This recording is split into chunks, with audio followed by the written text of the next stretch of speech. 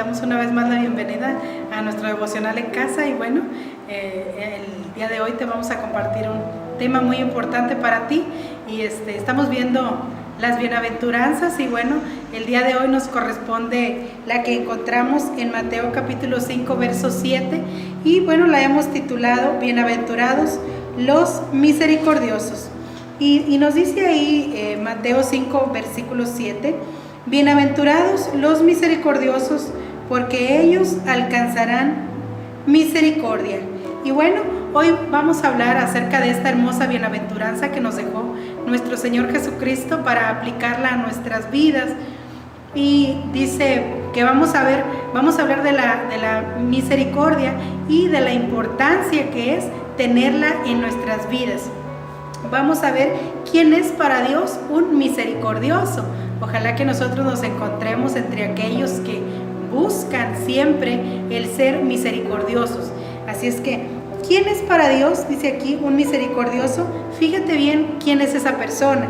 Dice, es aquella persona que tiene la virtud de inclinarse a sentir compasión por los que sufren y ofrecerles ayuda. Incluye la amabilidad y el perdón. Fíjate qué importante. Vamos a agregar este significado, porque si vamos a hablar de misericordia, la misericordia y el perdón siempre van juntos. Así es que cuando Jesús está diciendo bienaventurados los misericordiosos, podríamos decir en nuestras palabras, bienaventurados los que saben perdonar. Vamos a estar hablando de esto, aunque la misericordia tiene diferentes ramas, una de las importantes que tiene es el saber perdonar. Dice, ¿cómo lograr tener un corazón misericordioso o un corazón, como ya decíamos, perdonador? Vamos a ver que lo logramos a través de tener al Espíritu Santo en nuestras vidas.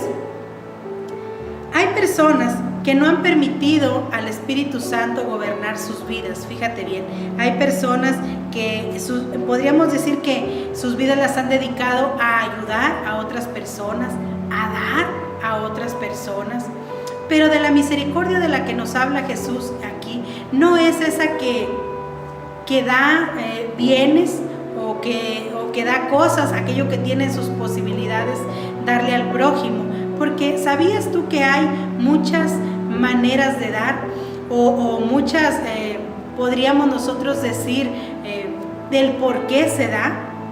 Muchas de las veces la gente da esperando recibir algo a cambio, otros dan pensando en su propio beneficio, otros dan buscando gloria.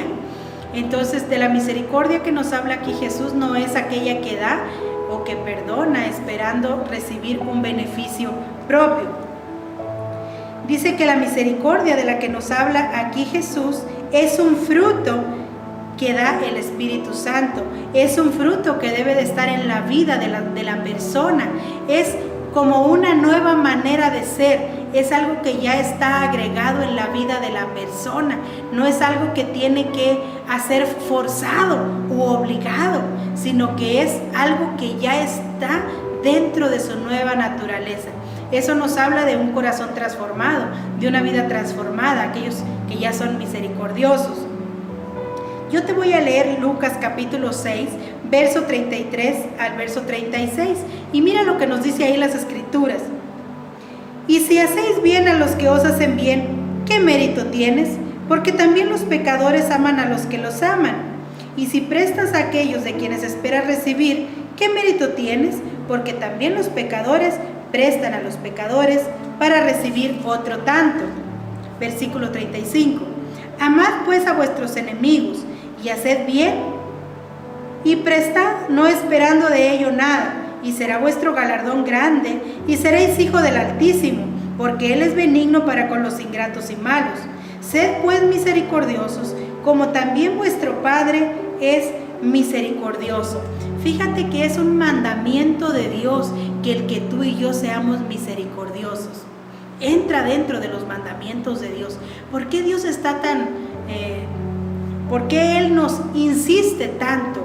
¿Por qué está tan interesado en que tú y yo seamos esas personas misericordiosas? Al finalizar vamos a ver cómo la misericordia trae muchos beneficios a la vida de las personas. En este mundo vivimos un mundo que no es muy común encontrar gente misericordiosa. Encontramos mucha gente pensando en sus beneficios, mucha gente pensando en lo que ellos necesitan, pero encontramos muy pocas personas que deciden ser misericordiosos para con nuestro prójimo. Yo quisiera que a través de esta bienaventuranza y a través de este devocional, tú y yo entendiéramos lo importante que es tener un corazón misericordioso, un corazón perdonador. Hay algo muy importante que enseña esta bienaventuranza, porque ella nos dice al finalizar, porque ellos alcanzarán misericordia. Dice aquí que entendemos entonces que la misericordia o el ser misericordioso es un requisito o es una cualidad que debe encontrar Dios en nuestras vidas para poder nosotros alcanzar misericordia de parte de Dios. Yo te voy a leer una cita a través de la cual tú y yo vamos a comprender y vamos a entender qué importante es que la misericordia esté en nosotros. Como ya decíamos, nosotros queremos alcanzar la misericordia de Dios, pero si nosotros no aprendemos a ser misericordiosos y queremos que Dios haga misericordia con nosotros, entonces estaríamos hablando de un Dios injusto. Y Dios es un Dios justo. Así es que mira lo que nos recomienda Santiago en su capítulo 2, verso 13. Nos dice una realidad que es un poco dura, un poco difícil, pero la palabra de Dios nos enseña que esta es la verdad y que un día esto es lo que va a suceder con cada uno de nosotros. Así es que nos dice, porque juicio sin misericordia se hará con aquel que no hiciere misericordia. Pero termina diciendo, y la misericordia triunfa sobre el juicio. Fíjate qué tremenda realidad de la que nos está hablando Santiago. Él nos está enseñando y nos está diciendo que un día que se haga el juicio, nosotros, si es que nosotros no aprendimos a ser misericordiosos con nuestro prójimo, si es que nosotros no aprendimos a inclinarnos a perdonar sus faltas ante nosotros, sus errores ante nosotros, dice que un día, dice aquí, también se hará con nosotros un juicio sin misericordia. O sea, donde tú y yo no alcanzaríamos la misericordia de Dios. Mas sin embargo dice que si nosotros somos misericordiosos, es algo precioso porque dice, la misericordia triunfa sobre el juicio. O sea que si tú y yo en esta tierra aprendemos a perdonar y a ser misericordiosos, aquí está diciendo que no vamos a ir incluso ni al juicio, porque la misericordia es algo tan poderoso a los ojos de Dios que tú y yo no iríamos a juicio. Es algo muy hermoso y muy bonito. Aunque suene algo difícil tener siempre compasión y misericordia con aquellos que a nuestros ojos tienen muchos errores, tienen muchas faltas y que a veces no nos gusta su manera de vivir, no nos gustan sus actitudes, no nos gustan sus acciones, pero aquí de lo que Dios está hablando es que tú y yo tengamos un corazón dispuesto siempre a dar nuevas oportunidades a nuestro prójimo, dispuesto a darle una oportunidad de enmendar el error tal vez en el que haya caído, con el que te haya fallado. A veces nosotros queremos limitar a los que están a nuestro alrededor, pero la misericordia de Dios es tan grande, mi querido oyente, que Él quiere que tú y yo aprendamos a ser así como Él, de tener una misericordia grande, profunda, que no le pongamos un límite, sino que siempre haya en nosotros esa disponibilidad de amar, de perdonar, de ser misericordiosos con los demás. Y te voy a llevar a un ejemplo muy importante, un ejemplo a través del cual tú y yo vamos a entender muy bien de cuál es de la misericordia que nos está hablando Jesús en esta bienaventuranza. Y te voy a llevar a San Mateo capítulo 18. Y ahí encontramos la parábola de los dos deudores. Y del versículo 23 al verso 30, ahí nos habla de esta hermosa parábola de enseñanza que nos quiere dar nuestro Señor Jesucristo. Y dice el versículo 23, por lo cual el reino de los cielos es semejante a un rey que quiso hacer cuentas con sus siervos. Y comenzando a hacer cuentas le fue presentado uno que le debía 10,000 talentos. A este, como no pudo pagar, ordenó su señor venderle y a su mujer e hijos y todo lo que tenía para que se le pagase la deuda. Entonces aquel siervo postrado le suplicaba diciendo: Señor, ten paciencia conmigo y yo te lo pagaré todo. El señor de aquel siervo, movido a misericordia, le soltó y le perdonó la deuda. Fíjate bien que aquí nos está hablando Jesús de un rey, que fíjate qué importante, no le dio una prórroga, como decimos nosotros, a su deudor o a su siervo para que le pagara una deuda enorme, una deuda grande que él tenía con su señor. Está hablando de una cantidad, ahorita te la voy a descifrar, una cantidad muy grande que era prácticamente imposible. Este rey sabía que su siervo no tenía esa cantidad de dinero para pagarle, sabía que era imposible que él cubriera aquella deuda. Él sabía que él no iba a lograr pagar todo ese dinero. Así es que cuando él quiso hacer cuentas con él, le dijo: mira, esta es la cantidad que tú me debes, son 10,000 talentos lo que tú me debes. Pero como sé que no me lo vas a alcanzar a pagar, ¿sabes qué? Te voy a vender a ti, voy a vender a tu familia y todo lo que tú tienes para que de alguna manera se me pague la cuenta que tú me debes. Pero dice que aquel siervo hizo algo muy bonito, porque dice que él se arrodilló y se postró y él le suplicó a su señor y le dijo que le diera oportunidad, que le diera un tiempo y él le pagaría toda aquella deuda. Pero como ya te decía, el rey sabía que este hombre nunca le iba a poder pagar una suma tan grande. Así es que el rey no le dio una prórroga, sino que él decidió, fíjate bien, perdonarle toda la deuda. Te estoy hablando de una cantidad enorme, imposible de pagar. El rey decide decirle: tu cuenta está en ceros, no me debes nada. ¿Te puedes imaginar qué actitud debía de haber tomado este hombre? ¿Te puedes imaginar cómo sintió en su corazón aquel alivio de saber que ya no debía? Esto es algo muy bonito. Pero mira lo que hizo este hombre. Una vez de que el rey le perdona la deuda, dice que él sale de la presencia del rey y mira qué actitud tuvo este hombre. Dice el versículo 28. Pero saliendo aquel siervo, halló a uno de sus consiervos que le debía 100 denarios y haciendo de él, le ahogaba diciendo: págame lo que me debes. Entonces su consiervo, postrándose a sus pies, le rogaba diciendo: ten paciencia conmigo y yo te lo pagaré todo. Mas él no quiso, sino que fue y le echó en la cárcel hasta que le pagase la deuda. Fíjate que nosotros podríamos creer que aquel hombre, una vez que se le perdonó toda la deuda, hubiera salido con un corazón tan agradecido, con un corazón tan humilde, dispuesto a perdonar cualquier mínima deuda que le tuvieran a él, que tuvieran para con él. Pero la Biblia registra que no fue así. Fíjate bien que él sale y dice que se encontró un consiervo de él, alguien inferior a él. Y dice que este hombre no le debía los 10,000 talentos que él le debía al rey. Este hombre únicamente le debía 100 denarios.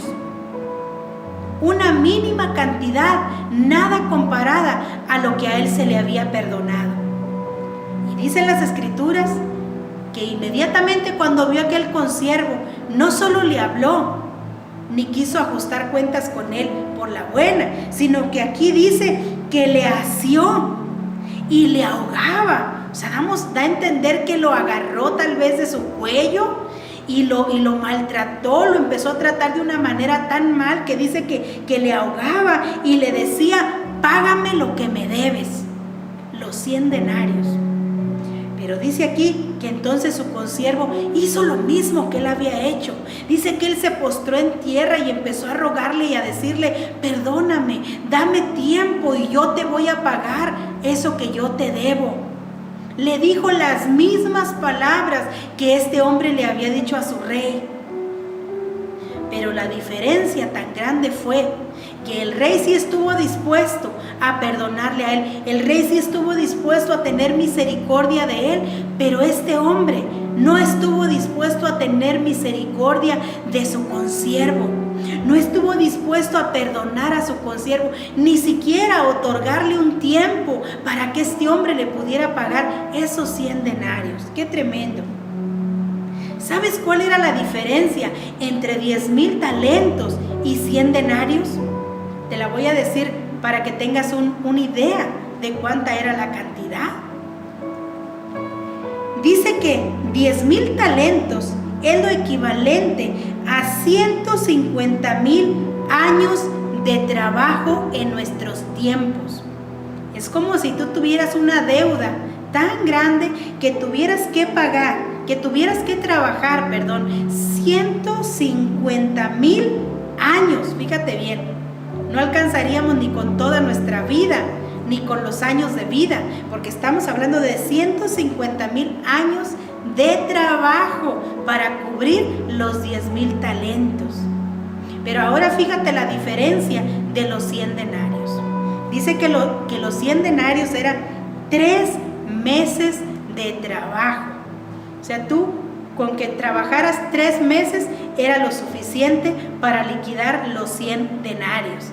¿Te parece la diferencia grande? Es una diferencia enorme, grande. Fíjate bien que es algo parecido a lo que ha sucedido con nosotros. Por eso Jesús nos enseña, nos invita a ser misericordiosos con nuestro prójimo. Yo puedo ver errores en mi prójimo, faltas en mi prójimo. Puedo estar viendo sus errores, sus faltas, sus fallas. Y yo le quiero condenar y le quiero juzgar y quiero que me pague siempre. Pero no estoy dispuesta a hacer lo que hizo Jesús por mí. Porque el Rey representa a Dios, que Él estuvo dispuesto a perdonarnos una deuda, fíjate bien, que no estaba en nuestras manos liquidar. No alcanzaríamos ni con todos los años de vida a liquidarle a Dios la deuda. Y como Dios sabía que tú y yo no podíamos pagar, un día tuvo misericordia de nosotros. Y dijo, te voy a perdonar tu deuda porque yo sé que no me puedes pagar. Y vino y liquidó nuestra deuda. Pero ahora podríamos decir, es el colmo entonces que yo no pueda tener misericordia de mi prójimo. Que yo no pueda tener misericordia de aquel que a veces me ofende, de aquel que a veces comete un error. Qué tremendo, ¿verdad? Este hombre no lo quiso perdonar, dice que fue y le echó a la cárcel. Pero recuerda lo que nos decía Santiago, juicio sin misericordia se hará con aquel que no haga misericordia. Esto es algo muy, muy serio y muy tremendo.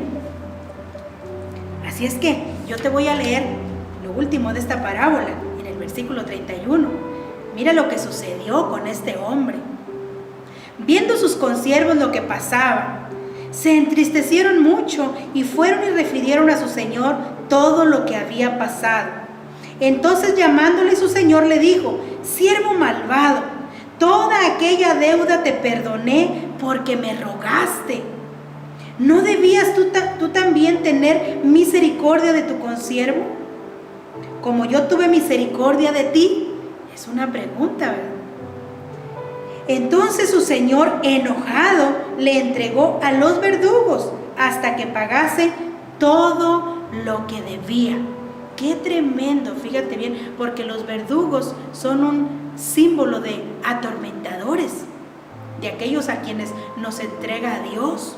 Cuando nosotros, fíjate bien, no estamos dispuestos a ser misericordiosos con nuestro prójimo. Entonces vamos a manos de los verdugos, de aquellos atormentadores que vienen a traernos a veces enfermedades, a veces problemas económicos y, ¿por qué no decirlo también? Muchos problemas espirituales que se vienen a nuestra vida.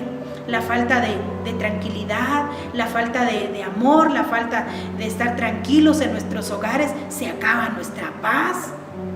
Se acaba nuestra buena comunión en familia. Es algo tremendo lo que sucede cuando nosotros no estamos dispuestos a perdonar. Dice que aquel rey se molestó tanto que mandó que lo presaran y lo enviaran a la cárcel. Y termina diciendo el versículo 35. así también hará mi Padre Celestial. Así también mi Padre Celestial hará con vosotros, si no perdonáis de todo corazón, cada uno a su hermano, sus ofensas. Imagínate qué importante es perdonar a nuestro prójimo sus ofensas.